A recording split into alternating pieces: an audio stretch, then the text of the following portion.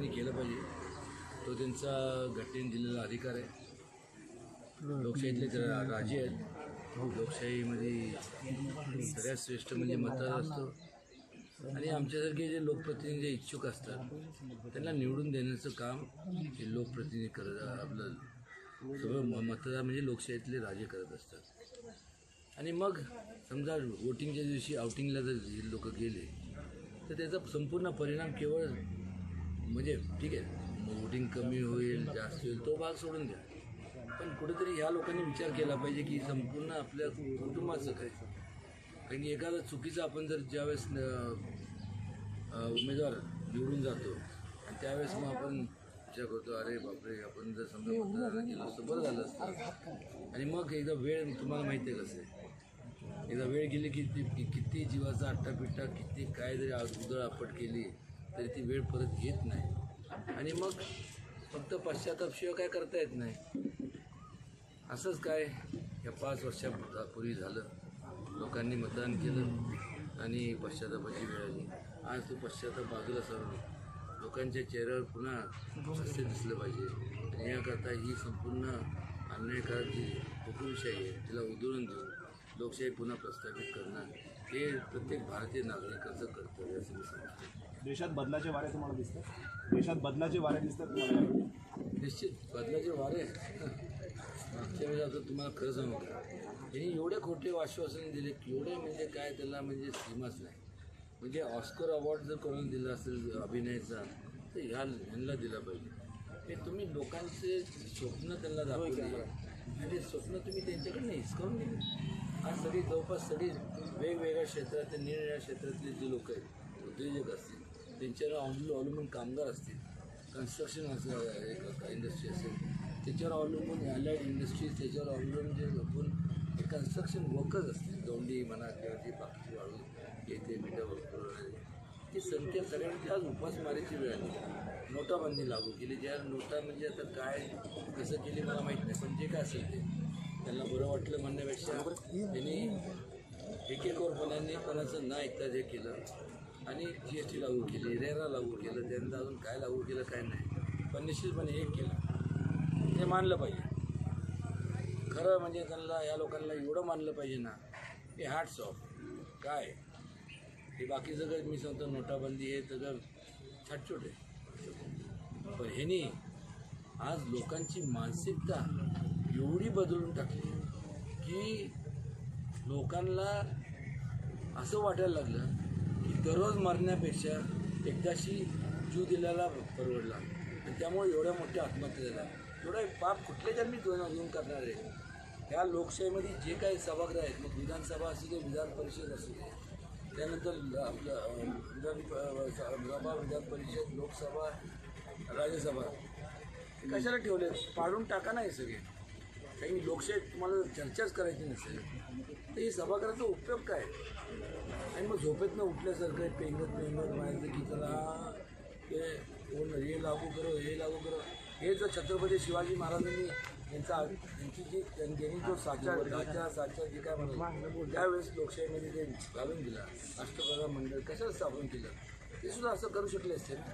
पण मी बोलतोय ही योग्य आहे का अयोग्य आहे तर तिला चर्चा करायची करणार तरी कसं हे मला नाही सगळ्यांनाच लागू होतं. ह्यांनी स्वतःच्या बलबुत्यावरती संपूर्ण निश्चित एवढे मोठे घेतली की त्याचा आर्थिक संपूर्ण व्यवस्थेतील काय परिणाम होणार त्याचा एवढा सुद्धा विचार केला नाही. या तुम्हाला निर्णय काय घ्यायचे ते घ्या त्याबद्दल काय मेजॉरिटी आहे ना ती सुद्धा तुम्ही स्वतःच्या कर्तृत्वाला मिळाले नाही की लोकांनी तुम्हाला तुम्ही भीक मागितली तेव्हा लोकांनी तुम्हाला दिली आणि ते सुद्धा तुम्ही त्यांना दाखवली दिशा आहे आणि नेलं दुसऱ्या दिशा दाखवली प्रगती दिशा आणि अधोगतीच्या दिशेला नेऊन पोचले. आज ही अवस्था आहे देशाची.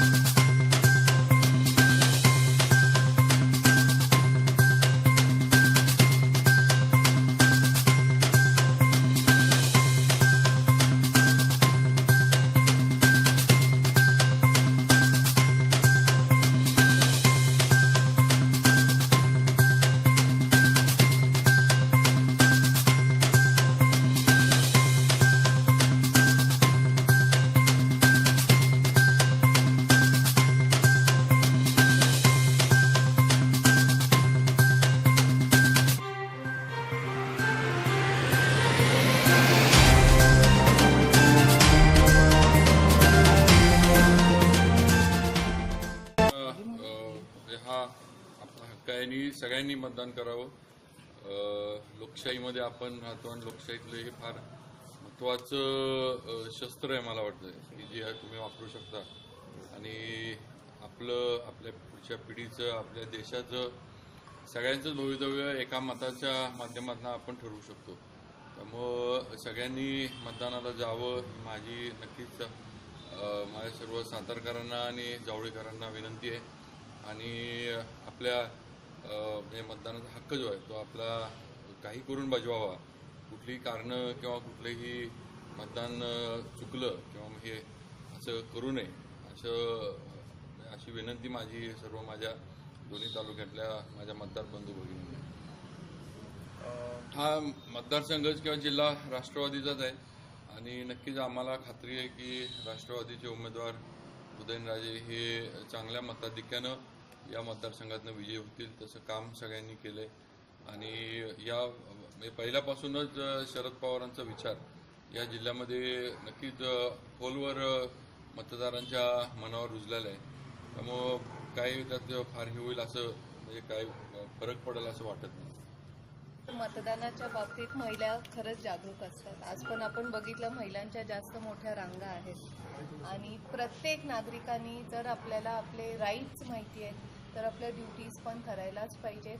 मतदान करणं हे आपली ड्युटी आहे, कर्तव्य आहे, ते प्रत्येक मतदारांनी बजावलं पाहिजे. आणि ही डेमोक्रेसी जे आपण म्हणतो त्याच्यात सर्वात मोठं पहिलं आपलं काम आहे की आपण मतदान करायचं आणि त्याच्यानंतरच आपण आपले हक्क मागू शकतो.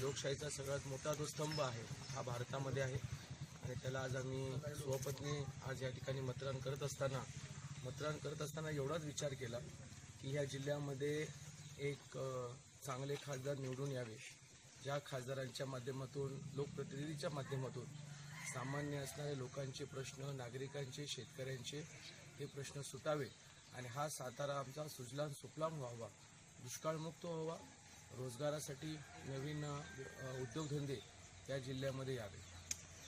परिवर्तनाचं काय तुम्हाला वाटतं एकंदरीत सातारा जिल्ह्याच्या? 101% यावर्षी परिवर्तन होणारच. देशाचे पंतप्रधान आदरणीय मोदी साहेबांच्या विचाराचं असणारं महाराष्ट्र आणि या महाराष्ट्रामध्ये युतीचे असणारे आमचे प्रमुख उद्धवजी ठाकरे साहेब आणि मुख्यमंत्री देवेंद्र फडणवीस साहेब या दोघांच्या नेतृत्वाखाली जेवढे उमेदवार महाराष्ट्रामध्ये निवडणूक लढवत आहेत हे सगळे उमेदवार या ठिकाणी प्रचंड मताने निवडून येतात. क्या आप अपने जीत को जिल्ह्यात तुम्ही महिला असेल सर्व रॅलीज असतील पूर्ण केलेल्या आहेत, लोकांच्या अपेक्षा आहेत बऱ्याचशा, आज मतदान होते, काय सांगा? सगळ्यात पहिल्यांदा मतदान करायचं आहे या संदर्भात जनजागृती आम्ही केलेली आहे आणि त्या याच्यामध्ये नक्कीच मतदानाचा टक्का जो आहे सातारचा तो वाढणार आहे आणि सांगायला अजून एक आनंद वाटतो की महिला मतदानाचा टक्का आम्ही यावर्षी नक्कीच वाढवणार आहोत. ओके.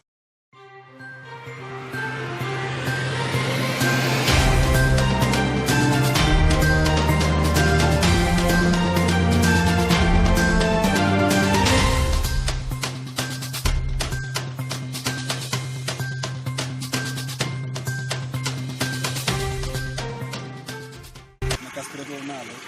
गुरुवार पेठेत येणं आता म्हणजे एकला मतदान करायला 1.5 तास झालो. आम्ही लाईनला उभा होतो. सगळे बंदच होतं. आत्ता 8:30 वाजता ज्यांनी चालू झाली ती 1.5 तास बंद आहे. 1.5 तास बंद होतं इथे. आम्ही बाहेर ज्यानं लाईनला उभा होतो 1.5 तास आणि सगळे बंद होते.